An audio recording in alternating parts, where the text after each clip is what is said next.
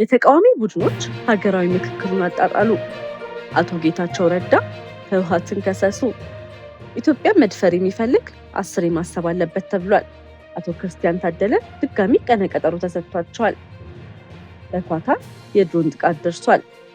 በኢራን ላይ ከዚህ ቀደም ያልታየ ጥልቅ ጥቃት ሊደረግ መሆኑ ተነግሯል።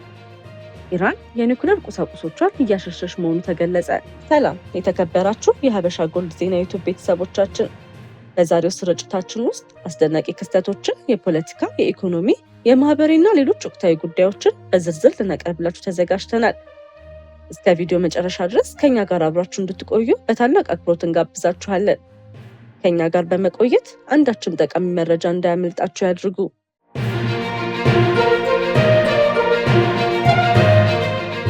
ወደ ዝርዝር መረጃዎቻችን ስናልፍ ኢራን በኳታር በሚገኘው የአሜሪካ የአየር ጦር ቋሚ ግቢ ላይ የድሮን ጥቃት ማድረሷን ገለጸች። የኢራን እስላማዊ አብዮታዊ ዘብ በመካከለኛው ምስራቅ ከፍተኛውን የአሜሪካ የጦር ሰፈር በሆነውና በኳታር በሚገኘው የአየር ጦር ማዕከል ላይ የድሮን ጥቃት ማካሄዱን አስታውቋል። የአብዮታዊ ዘቡ ይፋዊ መግለጫ እንደሚጠቅሰው ጥቃቱ በተለይም በጦር ሰፈሩ የሚገኙ የኤሌክትሮኒክስ ውጊያ ስልታዊ ማዕከላት ላይ እና የአየር ትራፊክ ተቆጣጣሪ ማማን መነሻ ያደረገ ነው። የኢራን ባለስልጣናት በጥቃቱ ሳቢያ በአሜሪካ የጦር መሰረተ ልማቶች ላይ ከፍተኛ ጉዳት መድረሱንም ገልጸዋል። እስካሁን ባለው መረጃ ከአሜሪካ የጦር ሰራዊት ወይም ከኳታር መንግስት ወገን የተሰጠ ይፋዊ ማረጋገጫ የሌለ ሲሆን የተባለው ጉዳት በተናጠል አካል ስለመድረሱ የተረጋገጠ ነገር የለም። የአካባቢው ሁኔታ አሁንም በከፍተኛ ውጥረት ላይ የሚገኝ ሲሆን ከአሜሪካና ከኳታር በኩል የሚወጡ ይፋዊ ግምገማዎችና መግለጫዎችም ይጠበቃሉ። በተያያዘ ዜና ሁቲዎች በቀይ ባህር የሳውዲ ነዳጅ መርከቦችን ማጥቃታቸውን ገለጹ። የዓለም የነዳጅ አቅርቦት ስጋት ጨመረ። በየመን የሚንቀሳቀሰው የሁቲ ንቅናቄ በቀይ ባህር ላይ 2 የሳውዲ አረቢያ የነዳጅ ጫኝ መርከቦችን በሚሳኤልና በድሮን ጥቃት መምታቱን አስታውቋል። የሁቲ ወታደራዊ ቃል አቀባይ ያህያ ሳሪ እንደገለጹት ቡድኑ ኤንሴሊያና ሌላ በተባሉ መርከቦች ላይ ባሊስቲክ ሚሳኤል፣ ክሩዝ ሚሳኤልና ድሮኖችን በመጠቀም ጥቃት አድርሷል። ሁቲዎች መርከቦቹ ከሳውዲ ጋር ግንኙነት ያላቸው መርከቦችን ለማገድ የጣሉትን የባህር እገዳ ጥሷል ብለዋል። የተለያዩ መረጃ ምንጮች እንደገለጹት ኤንሴሊያ የተባለችው መርከብ ከሳውዲ የውሃ ወሰን አቅራቢያ በአል ሹቃይቅ በስተደቡብ ምዕራብ በኩል ጥቃት ደርሶባታል። መርከቧ ከተመታሽ በኋላ በፊት ለፊት ክልሏ ላይ እሳት መነሳቱንና የእርዳታ ጥሪ ማስተላለፏ ተገልጿል። ክስተቱ ግን የሰው ሕይወት ላይ ጉዳት አላደረሰም። የሁለተኛው ሌላ መርከብ ጥቃት መድረሱን የሁቲዎች ቢገልጹም እስካሁን በተናጠል የተረጋገጠ መረጃ አልተገኘም። ሪፖርቶች እንደሚያመለክቱት አንዳንድ የነዳጅ ጫኝ መርከቦች በባብ ኤል ማንደብ በኩል ማለፍ በመፍራት መንገዳቸውን ቀይረዋል። ከሳውዲ የተጫነ ነዳጅ ወደ ቻይናና ህንድ የሚያጓጉዙ አንዳንድ መርከቦችም ጉዟቸውን እንዲያቋርጡ ተገልጿል። የቀይ ባህር የጸጥታ ችግር በዓለም የነዳጅ ገበያ ላይ ስጋት እየፈጠረ ሲሆን የብሬንት ድፍድፍ ነዳጅ ዋጋ ከፍ ማለቱም ተዘግቧል። ተንታኞች የባህር መስመሩ ለረዥም ጊዜ ከተስተጓጎለ የነዳጅ አቅርቦት፣ የመርከብ ወጪና የዓለም ንግድ ላይ ተጨማሪ ጫና ሊያመጣ እንደሚችልም ያስጠነቅቃሉ። የቀይ ባህር ውጥረት በመካከለኛው ምስራቅ ቀጣይ የደህንነት ስጋት ሆኖ መቀጠሉንም ተገልጿል። በተያያዘ ዜና የአሜሪካው ፕሬዝዳንት ዶናልድ ትራምፕ በኢራን ላይ ከዚህ ቀደም ተፈጽሞ የማይታወቅ መጠን ያለው ወታደራዊ ጥቃት ለማካሄድ ወደ መጨረሻ ውሳኔ እየተቀረቡ መሆኑን ገልጸዋል። ትራምፕ ለአክሲዮን በሰጡት ቃለ ምልልስ ከዚህ ቀደም ከተደረጉት ሁሉ የሚበልጥ ከፍተኛ ጥቃት ለማድረስ እያሰብኩ ነው፣ ውሳኔ ለመስጠት ተቃርቤያለሁ፣ ለዚህም ሙሉ በሙሉ ተዘጋጅተናል ሲሉ ተናግረዋል። ፕሬዝዳንቱ እንዳሉት እስራኤል በማንኛውም ወታደራዊ እርምጃ እንድትሳተፍ ጥያቄ ሊቀርብላት ቢችልም አሜሪካ እቅዷን ለማስፈጸም የእስራኤል ድጋፍ በግድ አያስፈልጋትም ብለዋል። ግጭቱን በድርድር ለማቆም የሚደረጉ ጥረቶችን በተመለከተ ትራምፕ የኢራን አገዛዝ እስካሁን በቂ ጫና አልተሰማውም ሲሉም ተናግረዋል። በተጨማሪም ፕሬዝዳንቱ በየመን የሚንቀሳቀሰው የሁቲ ቡድን በሲቪል መርከቦች ላይ ጥቃት ከቀጠለ አሜሪካ ኢራንን በቀጥታ ተጠያቂ እንደምታደርግ አስጠንቅቀዋል። ትራምፕም በትሩዝ ሶሻል ገጻቸው ላይ ባሰፈሩት መልእክት ሁቲዎች በቅርቡ በ2 የሳውዲ አረቢያ መርከቦች ላይ ጥቃት መፈጸማቸውን ጠቅሰው ይህ ከተደገመ በኢራንም ሆነ በሁቲዎች ላይ ከባድ ወታደራዊ ምላሽ እንደሚሰጥም አስጠንቅቀዋል። ወደ ቀጣይ መረጃችን ስናልፍ እስራኤል ኢራን የኒውክሌር ቁሳቁሶቿን ወደ ፒካክስ ማውንቴን የመሬት ውስጥ ተቋም አዛውራለች ስትል አስታወቀች።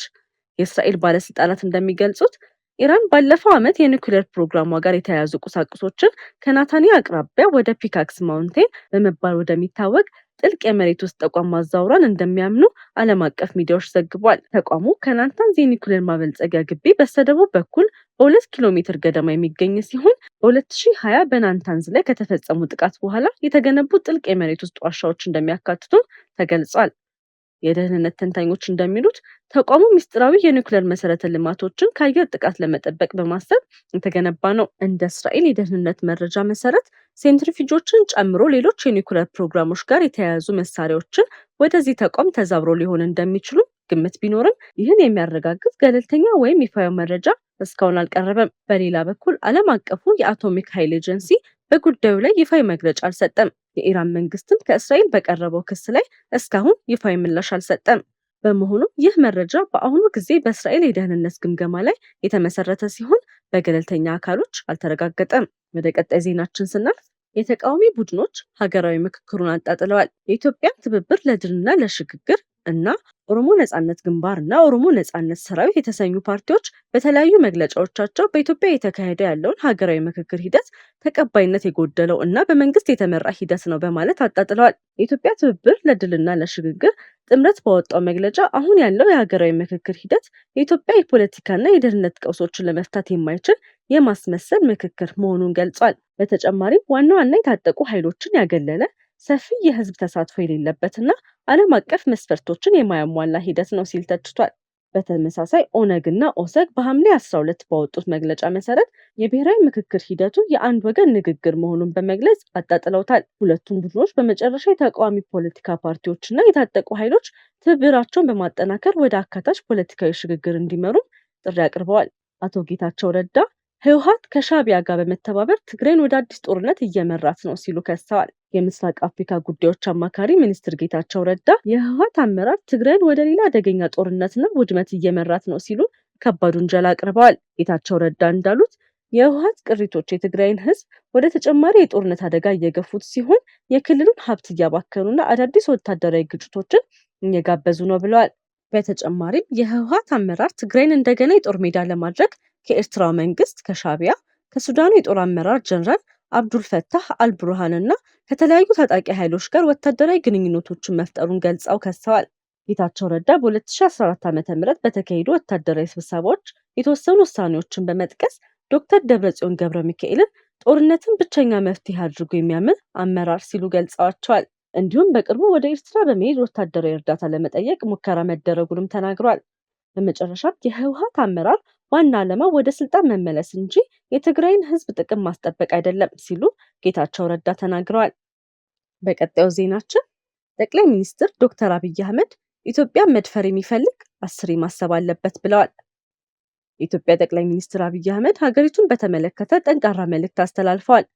ጠቅላይ ሚኒስትሩ ማንም ኢትዮጵያን መድፈር ሲፈልግ አንዴ ሳይሆን 10 ማሰብ ይኖርበታል በማለት የሀገሪቱን የመከላከያ አቅምና ሉዓላዊነት ጥበቃ አስመልክተው መልእክት ሰጥተዋል። ይህ አስተያየት የመጣው ኢትዮጵያ በቀጠናዊ ደህንነት፣ የድንበር ጉዳዮችና የአካባቢ ፖለቲካ ውጥረቶች ዙሪያ የተለያዩ ፈተናዎች ባሉበት ወቅት ነው። ጠቅላይ ሚኒስትሩ ኢትዮጵያ የራሷ ደህንነትን ለማስጠበቅ የሚያስችላትን አቅም እያጠናከረች መሆኑንም በተደጋጋሚ ሲገልጹ ቆይተዋል። በሌላ በኩል ተንታኞች እንደሚገልጹት እንደዚህ ያሉ መግለጫዎች በዋናነት የሀገር መከላከያ አቅምን ለማሳየትና የውጭ ግፊቶችን ለመመከት የሚሰጡ የፖለቲካ መልእክቶች ናቸው። የኢትዮጵያ ሉዓላዊነት የማይደፈር ነው የሚለውን መልእክት በጠቅላይ ሚኒስትሩ ንግግር ዋና ትኩረት ሆኗል። ወደ መጨረሻው ዜናችን ስናልፍ አቶ ክርስቲያን ታደለና በ52 ተከሳሾች ጉዳይ የሚጠበቀው ብይን በድጋሚ ተራዝሟል። በሽብር ወንጀል ተከሰው ለ3 ዓመታት ገደማ በስር ላይ የሚገኙት የቀድሞ የህዝብ ተወካዮች ምክር ቤት አባል አቶ ክርስቲያን ታደለን ጨምሮ 52 ተከሳሾች በጉጉት ሲጠባበቁት የነበረው የፍርድ ቤት ብይን በድጋሚ ተራዝሟል። ፌዴራል ከፍተኛ ፍርድ ቤት ዛሬ ተከሳሾቹ የቀረበባቸውን ክስ እንዲከላከሉ ወይም በነፃ እንዲሰናበቱ የሚወስነውን ብይን ያነባል ተብሎ ቢጠበቅም ውሳኔው አልተሰጠም። ፍርድ ቤቱ ብይኑን አጠናቆ እንደነበረ ቢገልጽም የተወሰኑ ተከሳሾች በችሎቱ ባለመገኘታቸው ምክንያት ብይኑን ማንበብ እንዳልቻለ አስታውቋል።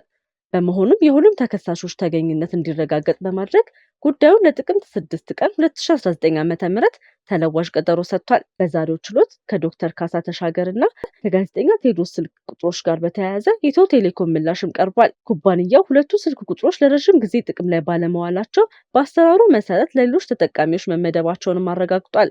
የሚጠበቀው ቀጣይ ብይን አቃቤ ሕግ ያቀረበው ማስረጃ ተከሳሾቹ ክሱን እንዲከላከሉ የሚያስችል በቂ መሆኑንም ወይም በቂ አለመሆኑን በመወሰን ጉዳዩ ወደ መከላከያ ይቀጥላል ወይስ ተከሳሾቹ በነፃ ይለቀቃሉ የሚለውን ይወስናል። በዚህ ምክንያት ጉዳዩ እስከ ቀጣዩ ቀጠሮ ድረስ በሕዝብና በሕግ ባለሙያዎች ዘንድ በትኩረት የሚከታተል ይሆናል። ወደ ቢዝነስ ዘገባችን ስናልፍ የዓለም የወርቅ ገበያ በአዲስ አቅጣጫ ሄዷል። ባለሀብቶች በቅርበት እየተከታተሉት ነው።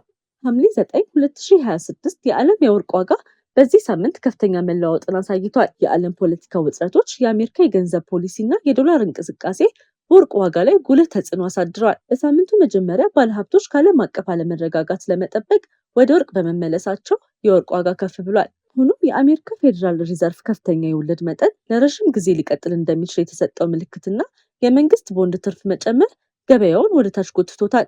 የወርቅ ዋጋን ከፍ ያደረጉ ምክንያቶች በመካከለኛው ምስራቅ የተባባሰ የፖለቲካ ውጥረት፣ የአሜሪካ ዶላር መዳከም፣ ባለሀብቶች ወደ ደህንነት የሚጠበቅ ንብረት መሸሻቸው፣ የማዕከላዊ ባንክ ቀጣይ የወርቅ ግዢ ናቸው። የወርቅ ዋጋን ዝቅ ያደረጉ ምክንያቶችን ስንመለከት ከፍተኛ የወለድ መጠን ይቀጥላል የሚለው ግምት፣ የመንግስት ቦንድ ትርፍ መጨመር፣ ባለሀብቶች ያገኙትን ትርፍ ለማስጠበቅ የፈጸሙት ሽያጭ ናቸው። የዛሬውን የገበያ ሁኔታ ስንመለከት በዓለም ገበያ የ21 ካራት ወርቅ ዋጋ በ1 ግራም 131 የአሜሪካ ዶላር ከ78 ሳንቲም ደርሷል። የገበያ ተንታኞች በቀጣዮቹ ሳምንታት የፌዴራል ሪዘርቭ ውሳኔዎች፣ የዶላር እንቅስቃሴና የዓለም ፖለቲካ ሁኔታ የወርቅን ዋጋን የሚወስኑ ዋና ምክንያቶች እንደሚሆኑ ይገልጻሉ። የዛሬው የዜናችን ስፖንሰር ሀበሻ ጎልድ ነው። ወርቅ ጥራት ነው፣ ጥራት ደግሞ እምነት ነው። እውነተኛ ንጹህና ከፍተኛ ጥራት ያለው 21 ካራት ወርቅ ጌጣጌጥ ከፈለጉ ሀበሻ ጎልድ ትክክለኛ ምርጫው ነው።